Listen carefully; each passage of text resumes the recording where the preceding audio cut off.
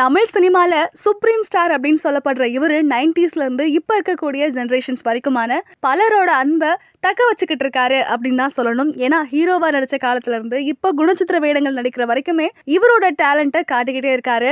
இவர்கிட்ட ஒரு இன்டர்வியூல உங்க பையனை பத்தி சொல்லுங்க அப்படின்னு சொல்லும் போது 19 வயசு ஆகக்கூடிய ராகுல் அப்படிங்கிறவரு பயங்கர டேலண்டட் அண்ட் அது மட்டும் இல்லாம அவர்கிட்ட பேசும்போதும் பழகும் போதும் பார்த்து பழக வேண்டியதா இருக்கு. அண்ட் அது மட்டும் இல்லாம இந்த ஜென்ரேஷன்ஸ்க்கு ஏற்ற மாதிரி நிறைய விஷயங்களை தெரிஞ்சு வச்சிருக்காரு.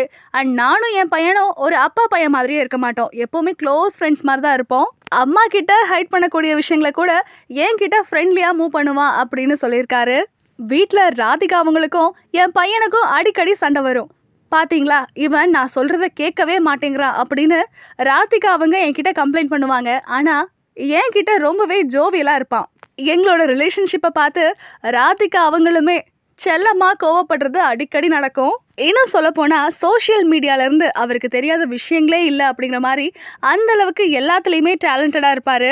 என்னோட லைஃப்ல என்னோட அப்பா தான் எனக்கு ஹீரோ. ஆனா அவர்கிட்ட பேசும்போது பார்த்து பயந்து பேசுவேன். ஆனா என்னோட பையன் அப்படி கிடையாது.